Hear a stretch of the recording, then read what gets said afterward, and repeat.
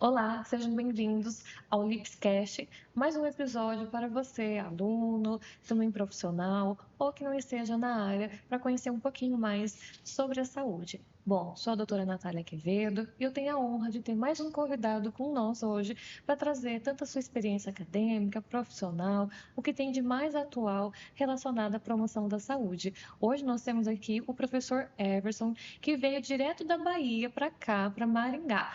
Não é baiano, estava contando um pouquinho da trajetória dele ali de cidade, é paranaense, mas também morou em São Paulo. Bom, eu queria convidar o professor a contar um pouquinho para nós dessa sua trajetória acadêmica, professor educador físico, como foi tudo isso, decidir pela graduação, decidir esse meio que o professor quis de pesquisa, de também profissional. Seja muito bem-vindo, professor.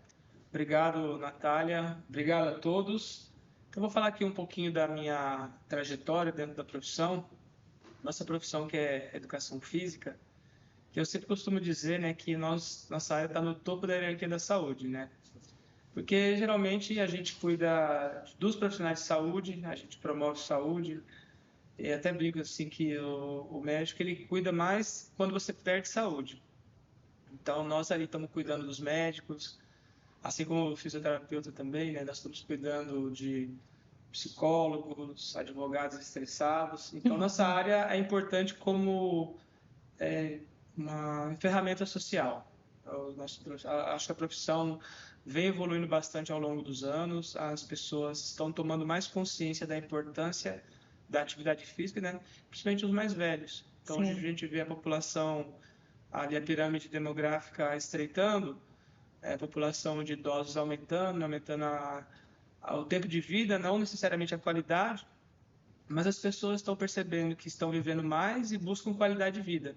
Isso está contribuindo também para os profissionais trabalhar com esse público, que é um público bastante fiel ao profissional, eu falo, Sim, até mais que os jovens, né? Porque hoje muitas vezes o jovem busca só estética, mas a estética é consequência. Você trabalha com estética, você sabe disso. É sim. uma mudança de dentro para fora.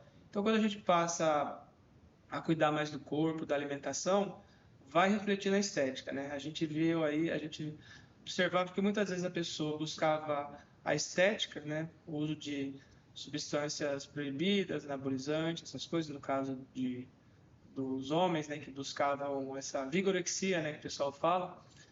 Então se perdia a saúde. Mesma coisa no esporte. Hoje a saúde é um dos princípios do treinamento, porque falava que o esporte o objetivo não era saúde. Saúde, perdia a saúde, a pessoa, a gente sabe que colocava-se a performance a preço da saúde. Hoje a gente sabe que uma boa saúde é um indicativo de performance. Então está mudando muita coisa.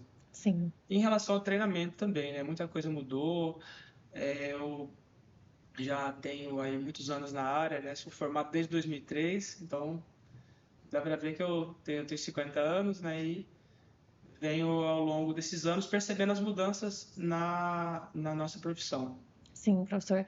E aí, queria que o professor contasse um pouquinho ali, desde quando entrou na graduação, imaginava que ia trabalhar nessa questão de performance ali, né, desses atletas. O que que o professor imaginava? Foi acontecendo ali naturalmente isso, as oportunidades foram surgindo durante essa trajetória? Então, só para o público saber, né? Atualmente eu trabalho no Esporte Clube Bahia, sou preparador físico das categorias de base. O meu trabalho é na área de força e potência, dentro do futebol, que Uhum, também é uma área nova, é uma tendência no treinamento esportivo. Além do preparador físico da categoria, se ter um treinador de força. Porque tudo é muito amplo, né? Então não uhum, dá para a gente abraçar todas as raízes, as ramificações das nossas profissões. sim. Assim como na fisioterapia, na área médica, tem Uhum, muitas especialidades. Eu me formei pela USP, né, pela Universidade de São Paulo, e sempre fui do meio de lutas. Eu era atleta na época de judô, fui atleta do Pinheiros, fiz 3 ciclos olímpicos dentro do Pinheiros, e meu objetivo sempre foi trabalhar com lutas. Eu trabalhei com lutas, né, no ensino de judô, também eu sou faixa preta de judô, jiu-jitsu, luta olímpica, né, então caminhava para esse terreno. E depois de um tempo eu fui trabalhar com etno esporte, com povos indígenas também, né, trabalhei com 17 etnias, que legal. antes de trabalhar com futebol, eu trabalhei com 17 povos no sentido de construir um currículo da educação física tradicional, Sim. porque a gente herda, né, a educação física dos gregos. Uhum. Então, os gregos não inventaram a educação física, eles inventaram os Jogos Olímpicos. Então, cada povo também tem sua prática de preparar o corpo para desenvolver, né? Então, os Uhum. índios também têm a educação física deles. E isso não era discutido nas faculdades. Então, eu comecei a trazer esses estudos. Então, eu trabalhei em 17 etnias para desenvolver o currículo.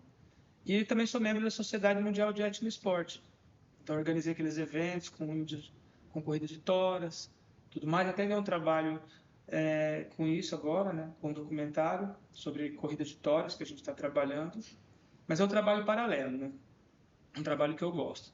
Sim. Mas o trabalho realmente que eu faço, né? Onde eu tenho mais, como é que fala? Mais projeção, agora no futebol. Eu sou preparador físico das categorias de base. Então, a gente entende que o futebol vem mudando ao longo dos anos, já não é mais o mesmo esporte que a gente enxergava há 20 anos atrás, né? Sim. Quando a gente vai fazer os estudos, percebe-se que a força vem ganhando cada vez mais importância dentro do jogo, Uhum. que a gente chama de esforço intermitente, né? De você tem aquela pausa com movimentos de intensidade. Então, os jogadores hoje sprintam mais dentro de campo. O calendário às vezes é muito caótico, né? Muitos jogos em cima. Então, o que a gente precisa ter? Um corpo preparado para suportar a intensidade do jogo. E o trabalho de força, né? Que a gente tem lá os colegas fisioterapeutas, até é uma forma de você se proteger contra lesões, Sim. alguns tipos de lesões, né?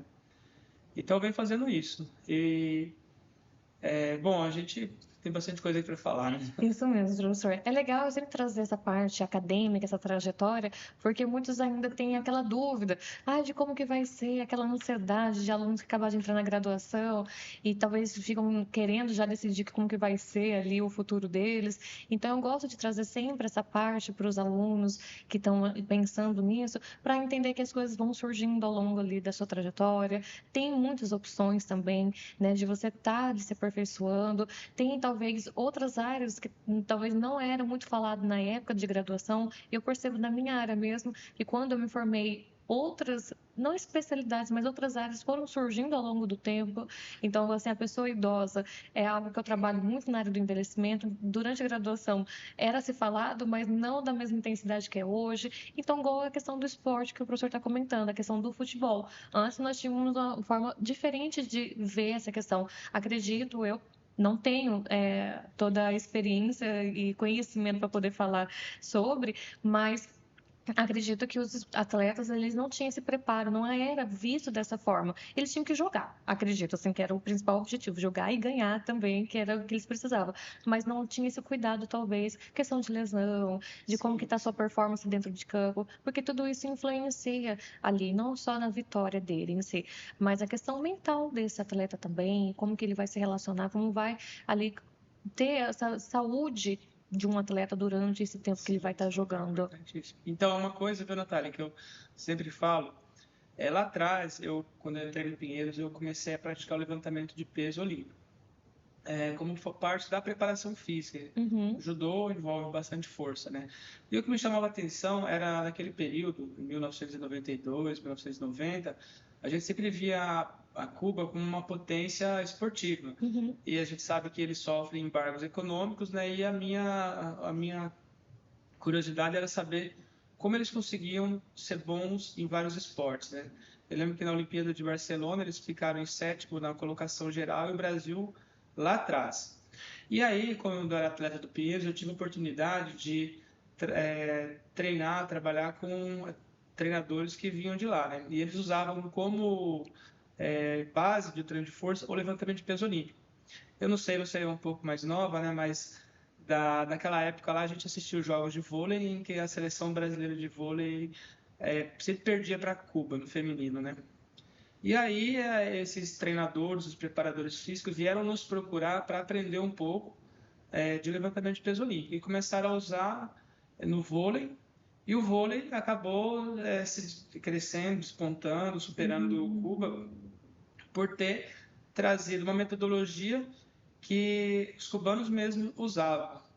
Isso aí veio da escola soviética também, né? Porque eles também tinham essa proximidade. Foi aquele período da época da queda do Muro de Berlim, né? E começou a trazer esses conhecimentos mais para a gente. Naquele período a gente fazia muito trabalho de força com musculação, que hoje em dia a gente sabe que não tem uma transferência importante para qualquer esporte. E hoje a musculação está ficando mais na estética e mais para a reabilitação. Porque a força do esporte ela é multiarticular, você faz força com o corpo todo e em condição de potência. Então a gente sempre fala que se você quiser treinar velocidade, você não pode treinar lento. E na hora do jogo, seja vôlei, basquete, até modalidade individual, judô, natação, as ações são multiarticulares. E no levantamento de peso olímpico, a gente trabalha ações multiarticulares. E a modalidade é bastante complexa, né? Quando você vê nos Jogos Olímpicos aquela pessoa que levanta mais peso, você vai falar assim, nossa, aquela pessoa é a mais forte. Na verdade, ela pode ser até mais fraca que o 10º colocado. É um esporte de muita técnica e consciência corporal. Você já deve ter praticado, você praticou o CrossFit, estava me falando. Isso. E você sabe como é difícil executar os movimentos. E esses exercícios, eles acabam se tornando poderosos para a preparação física, porque você trabalha a musculatura em nível superficial, intermediário e profundo. Enquanto na musculação você não consegue atingir a musculatura profunda como o levantamento de peso olímpico. Principalmente porque a gente trabalha a coordenação intramuscular e intermuscular. O que eu falo para o pessoal entender assim, né? Intermuscular é o diálogo entre os músculos. Intramuscular é o diálogo entre as fibras. Então, quando o corpo aprende a trabalhar em cooperação, você fica mais econômico. Eu falo sempre assim, ó, que a união faz a força, né? Então, quando você está trabalhando no bíceps, o resto está descansando, que força que é essa, né? Mas quando o corpo aprende a trabalhar junto, você consegue potencializar a sua força. Então, o que eu tenho feito com os atletas não é carga, que a gente fala que a carga é consequência. É ensinar a fazer força, é ensinar a coordenar o movimento e, naturalmente, a força vai subindo. Entendi, professor. Então, não é uma necessidade de ter carga, ou ela vai vir também associada ali, mas eu consigo ter essa questão de ganhar força independente da carga. Então, o que acontece é assim, viu, Natália? As pessoas têm pressa que a fruta amadureça antes do tempo, e a gente sabe que não é assim que funciona. Então, tudo na natureza tem um tempo certo, o corpo ele tem um tempo para responder. E o segredo do treinamento, hoje em dia a gente sabe, não é o quanto você treina, mas como você se recupera. Não adianta você fazer o melhor treino do mundo se você não se recupera bem, se você não faz uma boa alimentação. E no treinamento a gente tem que ter essa paciência, principalmente quando a gente vai trabalhar com atletas jovens, né, em formação, adolescência, que o corpo está em formação, o processo também cognitivo está em formação, então a gente tem que entender para colher resultados lá na frente. Sim. Mas muitas vezes, né, o trabalho na base também, os treinadores dependem de resultado. E isso faz com que eles queiram colher resultado. E às vezes o resultado dessa colheita é lá na frente e não de forma imediata. Isso acaba muitas vezes sobrecarregando esse atleta jovem e a gente vê que pode se lesionar, ter lesões que poderiam ser evitadas se a gente fizesse um controle mais preciso. Entendi. Professor, e assim, esse acompanhamento, ele é de forma sempre, toda semana? Como que acontece ali na prática, no dia a dia desses atletas? Como que o professor intervém com eles? Como que acontece isso? Então, dentro do futebol, eu trabalho com vários profissionais, né? Então, a categoria tem um psicólogo, cada categoria tem seu psicólogo, tem o seu preparador físico, tem o nutricionista e tem o treinador. Então, a gente tem que ter um diálogo com a comissão técnica, onde a gente analisa todo dia o resultado de cada atleta, né? E sempre o trabalho meu, ele é como apoio ao trabalho do campo, né? Então, a gente trabalha junto com o preparador físico da categoria, que está ali no campo com eles. Então, eles vão decidir se aquele dia vão trabalhar mais força, mais potência, ou microdose de força, ou se vai ser descanso. Que o calendário do futebol, né, futebol diferente de outras modalidades esportivas, ele não tem pico pico de performance, porque tem jogo atrás do outro. Sim. Então a gente trabalha com microciclos. E cada microciclo e o microciclo, que são os dias de treino na semana, são realizados em função dos jogos. Então tem dias que você tem um jogo, semanas, né, com um jogo, semana com os 2 jogos. Então a gente tem que ser bem preciso para organizar o estímulo para não sobrecarregar o atleta. Uhum, com certeza. Imagino que deve ser bem assim difícil de ter se organizar dessa forma, porque são vários jogos e aí você tem que colocar em prática o que você está pensando ali, projetando também de intervenção com esses atletas. E a questão da aderência desses atletas também, professor, porque é algo ainda, como o senhor falou, que talvez pode já estar existindo há algum tempo, mas ainda é algo novo também de intervir com eles. Então, querendo ou não, é algo a mais que a gente coloca para eles. Como que tem sido isso na prática? Olha, às vezes assim, é um pouco difícil, né? Porque como são atletas adolescentes, o esporte exige uma disciplina, né? O Sim. esporte, ele é rígido, ele é rigoroso. E aí também a gente está no processo de educação dessas jovens que não nasceram pronto. Então a gente tem aí os desafios para pedir para que eles façam lá respondam os questionários de carga interna e carga externa, que é percepção de esforço. Tem profissionais que ficam verificando se eles estão se alimentando corretamente, né, não comer besteira, essas coisas que atraem eles, né. A outra preocupação também que tem assistentes sociais para ensinar, porque eles acompanham o estudo de cada atleta. Que a gente fala, o futebol tem que andar junto com o estudo. Com E às certeza. vezes muitos desses atletas eles chegam com um nível de escolaridade deficiente. E muitos só acham que é só bola. Só que a gente sabe que na prática, quem vai se tornar profissional é menos de 1%. Então, se esse atleta em formação não olhou para outras coisas, acaba sendo prejudicial lá na frente, porque ele não Sim. vai ser atleta de futebol. São poucos que chegam no alto nível e ganham aqueles super salários que a gente sabe. Não é todo mundo, né? Se a gente for ver no campeonato profissional, é um ou outro que ganha salários grandes, né? Mas a maioria está tentando a sorte também, buscando espaço. Às vezes vai jogar numa série D, série C, vai jogar em outro país, numa liga mais fácil. Então não é fácil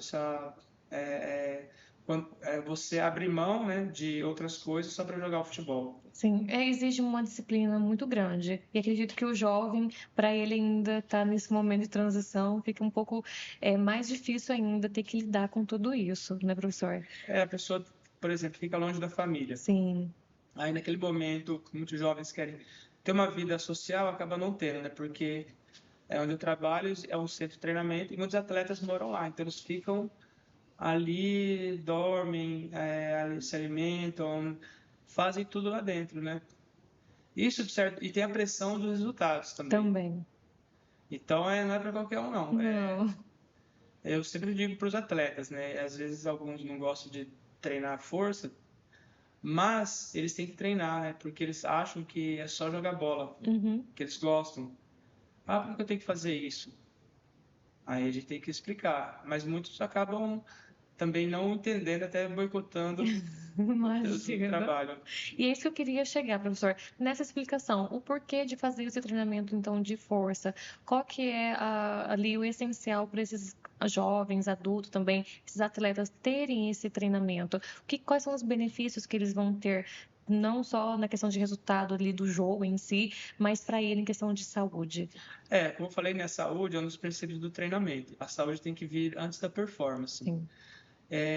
A gente sempre, quando fazemos algumas reuniões para falar, a gente falando a linguagem deles, a gente fala que vai ajudar eles a se preservar contra a lesão, vai ajudar eles a correr mais rápido, vai melhorar na performance. Então, tenta explicar dessa maneira. Assim, a gente fala que esse exercício é para melhorar tais aspectos no jogo, né? Eles perguntam, por que eu tenho que fazer isso? Eu não vou fazer agachamento no jogo, então a gente tem que explicar que ele precisa ter a perna forte para evitar de ter lesão mesmo. Sim, e hoje consegue monitorar ele durante o jogo também, até para conseguir mostrar isso, né? Falar assim, olha, a diferença que você está tendo dentro de campo devido a esse treinamento que está realizando. Vocês fazem esse acompanhamento também com esses Sim. jovens? Aí essa parte é mais da fisiologia. Então eles usam GPS para medir quanto aquele atleta correu ou Sim. fez ações rápidas em campo. E dependendo do nível de esforço, aí você vai dar um direcionamento, um treino diferenciado para aquele atleta. Ou até folga, né? Uhum.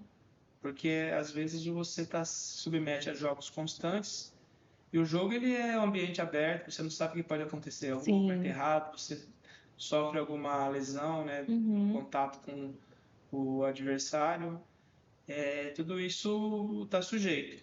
E a questão das lesões, professor, tem verificado, assim, na sua prática, a diminuição de lesão dentro de campo ou até fora mesmo? Sim, sim, eu estou lá faz um ano e meio agora. Sim. E a primeira coisa que eu comecei a trabalhar, né, o pessoal já tinha metodologia de trabalho dentro do futebol. Então, por não ser do futebol, eu vi que eu não vinha com os vícios, né? Uhum. Eu vinha com um olhar diferente.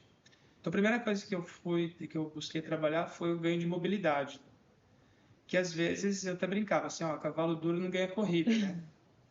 Porque mobilidade é muito importante. Eu tenho Muito. sempre o foco na articulação. Sim. A gente sabe, né, você sabe bem também, que nós temos lá no tecido o tendão, cartilagem e músculo. A cartilagem não é vascularizada nem nervada. Então, ela sofre, quando sofre um desgaste, a recuperação é mais demorada. Quando você faz o trabalho de mobilidade, você faz um trabalho visando também na movimentação da articulação, a produção de líquido sinovial e a nutrição da cartilagem. Uhum. E também para ter maior amplitude de movimento, que acaba refletindo na técnica. Que o esporte, você sempre faz movimentos repetitivos e aqueles mesmos movimentos, estereotipados. Você acaba gerando desequilíbrios e assimetrias. Aí o nosso objetivo também é trabalhar exercícios que não são utilizados no jogo justamente para corrigir as assimetrias, entendendo o corpo como um sistema holístico, né? Porque o corpo não foi criado só para jogar futebol, foi Uhum. criado para fazer outras coisas. Então a gente tem que sempre cuidar dessa parte. Que interessante. É um trabalho assim bem minucioso, que onde você tem que observar muitas situações ali, né, para conseguir colocar em prática essa intervenção. E professor, independente da questão assim, dessas lesões que vão surgindo, o professor percebe que conforme os atletas vão percebendo que a performance dele melhora, né, que ele está melhor em campo, ele vai aderindo mais Vai. aos treinos. Não, com certeza. Eu sei que no início teve resistência, né? Porque já tem tanta coisa no futebol, você trazer Sim. algo a mais acaba sendo um trabalho a mais, né? E principalmente para os colegas que não conhecem essa metodologia de treino, e já vem, eles fazem com competência o que já fazem normalmente, né? E tá tudo certo, eles vêm ganhando jogos, vêm se desenvolvendo com isso. Uhum. Aí quando traz uma coisa nova, então acaba pesando um pouco mais. Mas assim, quando a gente começa a fazer os treinos, os atletas, até os colegas começam a aprender, eles se sentem bem. Muitos colegas de trabalho, ao começar a treinar no levantamento olímpico, melhorou a profundidade do agachamento, porque isso indica que você está tendo uma melhora de mobilidade pélvica, mobilidade do tornozelo, flexibilidade da coluna. E isso reflete na qualidade de vida. Uhum. Porque muitas vezes você treina, mas você vai carregando dores e você vai Sim. deixando aquilo até a bomba estourar e você tem que ter uma parada drástica, né? E o atleta ele começa a sentir mais força, mais confiante em campo, a movimentação melhora. Eu sempre explico, né, que o trabalho de carga ele é uma construção. Como não tem uma sequência direta de trabalho de força, então eu vejo que você tem que trabalhar só movimentos, os movimentos de força. Então você trabalha com cargas ótimas, né, nunca máximas, mesmo porque eles não vão se tornar levantadores de peso. Mas a gama de exercícios que possui, por exemplo, eu falo para você levantar o peso acima da cabeça e jogar, você tem que desenvolver um alinhamento corporal perfeito. Uhum. Então você consegue corrigir lá, você não vê levantador olímpico com cifose, com lordose, né? Uhum. Escoliose é um pouco mais difícil, né? Você Isso. sabe disso. É. Mas lordose, cifose não tem. E ao mesmo tempo, esses atletas, né? Você sabe bem, o exercício exige muita mobilidade, coordenação, velocidade, e tudo isso vai sendo incorporado. É diferente quando você trabalha um grupo por vez. Se você pode trabalhar tudo de uma vez. Uhum. Eu vejo que otimiza o tempo. E o atleta, e a gente fala assim do treinamento, qualquer treinamento, quanto menos treinada a pessoa, mais treinável ela é. Então você partiu do zero. A sua evolução em relação ao seu inicial é quase 100%. Ah, que interessante. Então, porque está muito longe da barreira de rendimento. Sim. A pessoa que nunca agachou na vida, de repente ela está agachando com completo, com a barra, depois com o próprio peso corporal e naturalmente vai subindo. Uhum. Que legal. Então, vai seguindo nesse princípio. Aí os atletas vão ficando mais confiantes, né? Sim. Professor, e assim, a questão de treinamento, você tem algo individual para o atleta ou é em grupo mesmo que consegue trabalhar essa questão dessa força, dessa potência que vai desenvolver? Ou tem algum atleta, talvez, o que tem que correr mais em campo, você tem que ter algo programado diferente para ele? Há algumas particularidades? Ainda não, né? A gente está, mas um caminho esse. Porque de início a gente está preparando todos os atletas, eles estão aprendendo os movimentos. E lá tem os atletas selecionados, assim, os atletas com mais condições de evoluir. Uhum. É claro que vai ter um olhar um olhar com mais carinho para ele, né? Ele Sim. é um atleta que tem valor econômico, pode ser vendido, pode até ocupar o profissional do Bahia. Então esses atletas vão naturalmente se destacando. E, professor, muda a forma de você intervir de treinamento de modalidade para outra modalidade do esporte?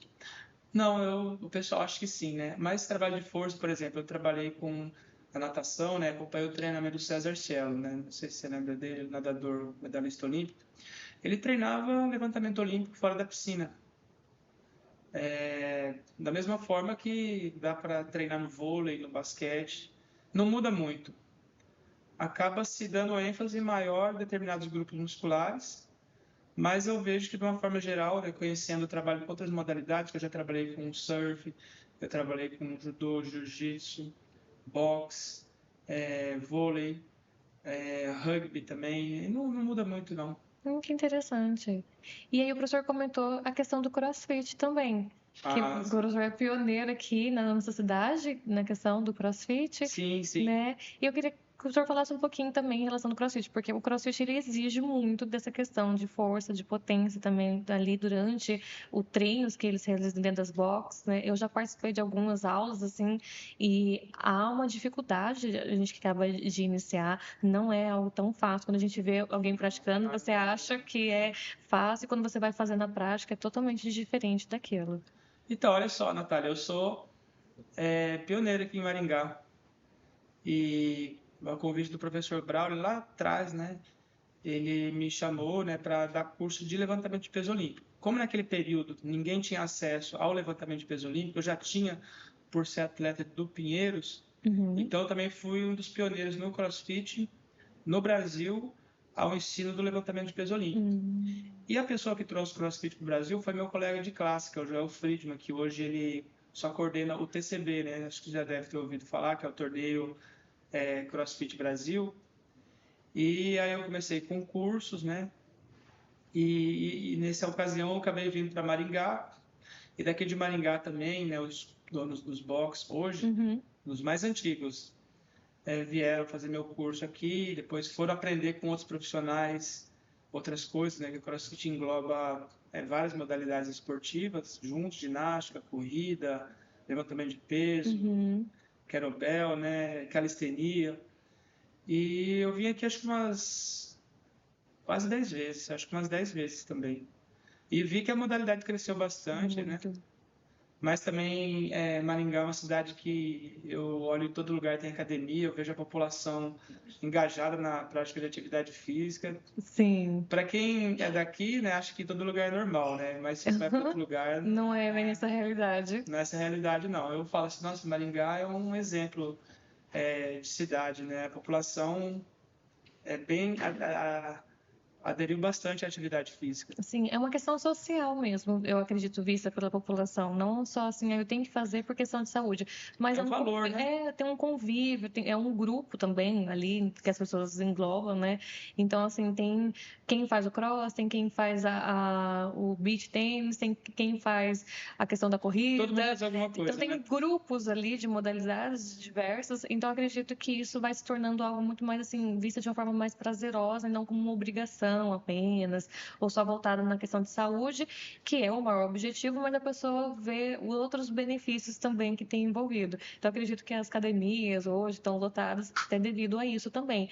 E o CrossFit, ele teve, assim, uma expansão muito grande. Eu acompanhei isso desde a minha graduação, então já vai fazer ali os 7 anos que eu tenho acompanhado, e aumentou muito essa questão de ter tantos mais boxes aqui dentro também do município, como as pessoas quererem praticar também. E pessoas que talvez o professor que estava ali só numa academia, ainda não tinha tanto treinamento, assim, e ir se tornar quase assim, praticamente um atleta mesmo, estar fazendo bem, né? Sim, sim. Olha só. E também o CrossFit, ele é como todo produto, ele chega no ápice, né? Depois estaciona e começa a cair. Então, muita gente hoje já nem usa o nome mais CrossFit, mas ficou. Porque o CrossFit é uma marca. Eu falo assim, não é um esporte. É igual Sim. o UFC, é uma marca. O Aham. esporte é o MMA. Então, o CrossFit você tem que pagar pelo nome, né? Sim. Para usar. E aí as pessoas perceberam que não precisava mais do nome para usar, né? Então, as pessoas usam dá outro nome, box, tal. Na época eu tive um box também, né? A gente pagava US$ 3.000. Nossa. E dependendo do momento, não é muito favorável, não, né? Exato. Eu vejo que hoje o CrossFit, como filiação, tende a cair, mas ele tende a ficar porque ele recuperou o gosto pelo treino mesmo. O CrossFit foi revolucionário no aspecto de você poder fazer exercício sem equipamento também, né? Você não ficar Sim. dependendo da academia para ir, você conseguir construir um workout, misturar elementos ginásticos com corrida, com levantamento de peso, com calistenia. E o CrossFit acabou trazendo evidência para o levantamento de peso, que as pessoas elas não tinham acesso, não tinham equipamentos, movimentou o mercado de equipamentos. A calistenia também foi muito bom para o pessoal da calistenia. Acabou também as pessoas mais conhecedoras dando cursos, né? E muita gente aprendendo. E corrida também, né? Então, foi revolucionário. Agora, a nova tendência é o Aerox, né? Que é corrida com elementos ginásticos. Então, tirou um pouco do levantamento de peso, que é muito complexo. Que eu acho que é o mais lesivo e o que eu mais mexe com o ego das pessoas. Porque a Uhum. pessoa acha que está forte e já quer subir a carga. E não é assim. Sim, Aí exatamente. machuca, né? Você deve ter tido vários clientes, né? Muito, muito. Até fui praticar o esporte devido a isso, para entender mais como é o meu mecanismo de lesão mesmo, para conseguir. Aí, o atleta chegava para mim e falava: Nossa, você fez tal exercício, foi isso. Daí, quando ter essa concepção melhor ali das lesões. E aí você tem que brecar a pessoa, né? Não, mas eu quero Sim, levantar mais, eu não, consigo. exato, tem que dar aqueles Agora aquele puxãozinhos. calor lá, né? Não É, pode, tem que. É difícil isso aí. Eu já tive boxe, tive alunos, né? Que eu sempre falava para eles, né? Fazer o menos é mais. exato. E a pessoa. E o treinador também, ele não tem uma profundidade do levantamento de peso olímpico. Porque para mim, quando você começa a agachar, você perdeu a curvatura das costas, eu já não subo mais a carga. Você até consegue levantar mais, mas você é num padrão feio de movimento. Até então você via muita gente fazendo aqueles pesos, levantando de qualquer jeito. O que isso aí assusta quem vê? Falando, não vou fazer isso não, vou me arrebentar. Sim.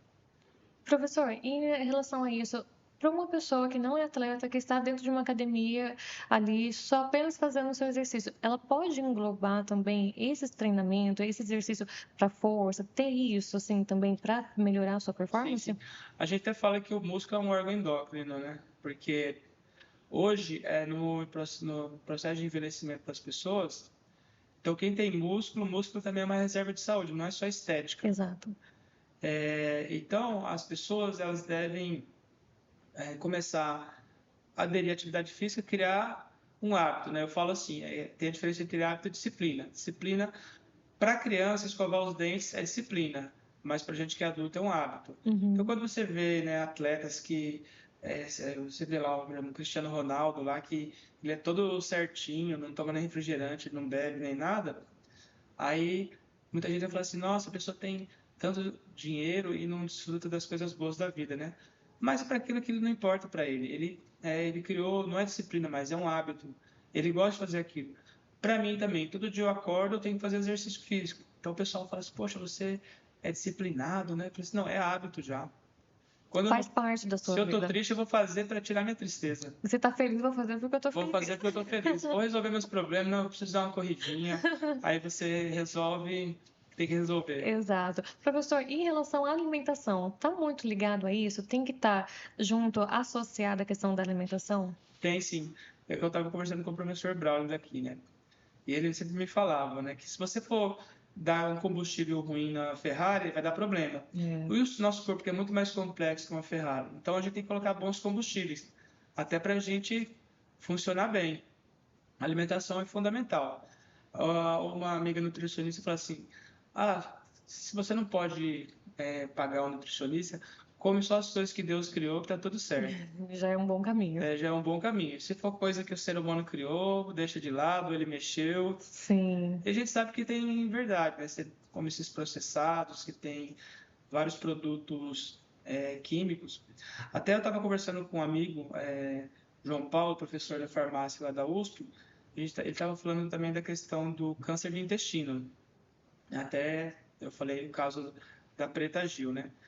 E a pesquisa mostrou que 70% dos brasileiros têm um hábito de alimentação que desenvolve o câncer de intestino e é um câncer que tem aumentado muito. Uhum.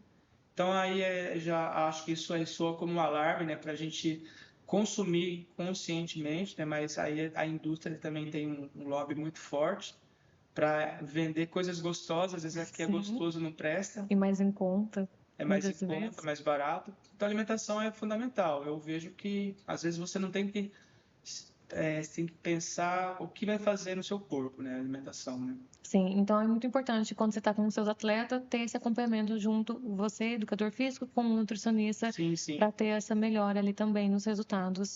Sem dúvida, a alimentação é a base de tudo, né? Até porque as doenças, né? Muitas doenças vêm pela alimentação errada, né? E falta de atividade física. Sim, todo mundo sai ganhando, não é, professor? Fazer uma boa atividade, uma boa alimentação, independente se é atleta, se não é, independente de quem seja, vai ter algum benefício. Certeza que malefício isso não vai acontecer em nenhum momento. Até o sistema de saúde agradece, né? É tudo, né? Todos agradecem. O bolso da pessoa também. Então, são todos. E na questão do atleta, ali também envolve várias outras situações, como a gente conversou anteriormente, que está ali também, que é necessário ser cuidado. Então, assim, é um atleta que ele está sendo pago ali, ele exige uma questão de ter um aporte financeiro em cima, então tem que ter esse cuidado também com a saúde dele, né? Não pode ficar se descuidando.